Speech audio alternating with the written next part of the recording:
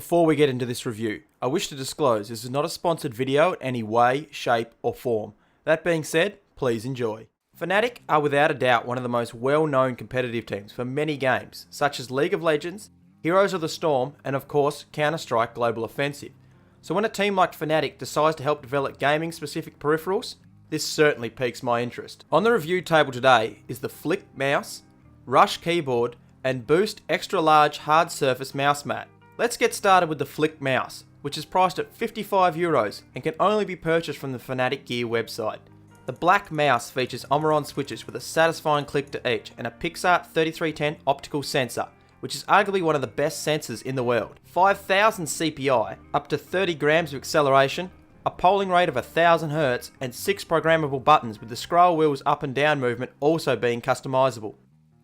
Weighing only 90 grams, with a length of 126mm, a width of 68mm, and a height of 40mm, puts this mouse right in the average weight and size category. The USB cable is 2 meters in length and features gold plating at the end. Along the left hand side of the mouse is 2 perfectly located buttons and a Fnatic Gear logo. Along the right hand side is only the name of the mouse located near the front. On top of the mouse is a very satisfying scroll wheel coated in rubber, with distinguishable scroll wheel steps which offers an easy press function, and just behind that is a small circular button which by default is strangely set to switch profiles, not CPI. This area is also coated in an extremely soft and comfortable rubber, making it feel premium. The bottom reveals 4 oval Teflon feet and the aforementioned sensor. The Flick mouse does offer up RGB lighting on either sides of the scroll wheel, which offers accurate software colors and also up to 3 white LEDs, which is an indicator to tell you of which user profile that you have the mouse set to. I put the mouse through my usual test of 2000 rounds in Counter-Strike aim train map.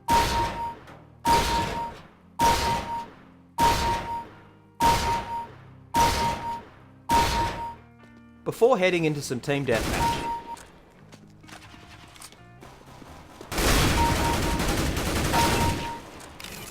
After that, it's Battlefield's time for some precision sniping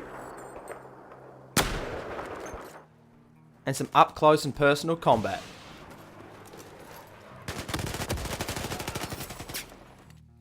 Next up is the Boost extra large mouse mat, which is a black hard surface mousepad made from polycarbonate with small rubber domes used on the bottom surface for the best grip. The Fnatic Gear logo is present in the bottom right hand corner of the mouse mat. Dimensions wise, the mat measures 400mm long, 305mm high, and only 2 mils thickness, with a weight of just 218 grams. Paired with the Flick mouse, this is a great combo for gaming, as long as you keep it clean, as dragging across the mousepad, even when there is a single crumb on it, is like hearing fingernails down a chalkboard. Finally, onto the Rush keyboard, which I would say is the weakest of this trio. I selected Cherry MX Brown switches in my keyboard, as they are my favourite. The keyboard weighs 1275 grams, with the dimensions of 488mm long, 198mm wide, and 30mm high as long as the feet are down, with a Fnatic Gear logo in the top right hand corner. The keyboard offers full N-key rollover support with 2 USB pass-throughs, 2 fold-out feet and 2 larger stationary feet on the bottom, an optional wrist rest coated in the same soft rubber as the Flick mouse and featuring an extra 2 rubber feet on the bottom, a Windows lock key signified by the Fnatic logo, and red LEDs. I mean seriously, come on Fnatic, your colours are orange and white, so why red?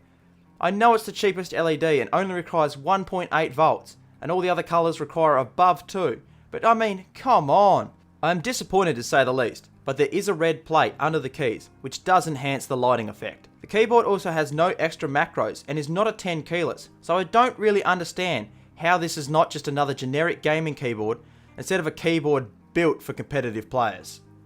Now onto the software, and let's start with the mouse, which features 3 profiles which you can select independent lighting for to distinguish the profile being used. A backup or restore functions in case you make any mistakes. 3 levels of CPI adjust with the ability of also changing your pointer sensitivity, scroll speed, double click speed, as well as the aforementioned polling rate with an option to restore default settings if you need. Underneath the button assignment tab, you can remap all the mouse buttons, including even the left click function, to basically whatever you want, from profile switch to multimedia options to even allowing a cut or paste functionality. The possibilities are incredible. Next tab is the colour settings, with the ability to turn off the LED lighting or cycle through all the colours on offer, or picking one static option and changing the saturation of it.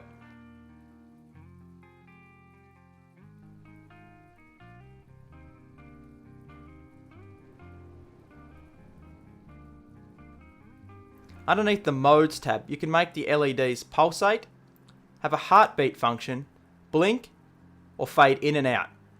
You can also change the brightness of the colour or the time intervals of the selected mode.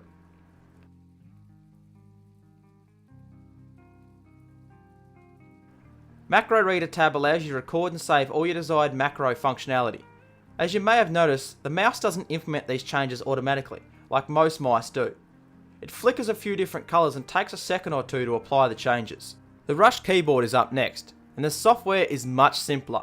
You can assign almost any key, up to 10 keys, to become macro keys with basically the same functionality that the Flick software offers, except you can have up to 5 profiles for different games or tasks. The Restore Default, Backup, or Restore buttons are also there in case you make a mistake. Overall, I'm happy with Fnatic's first lot of peripherals designed specifically for them, and will begin to use the mouse as my daily driver.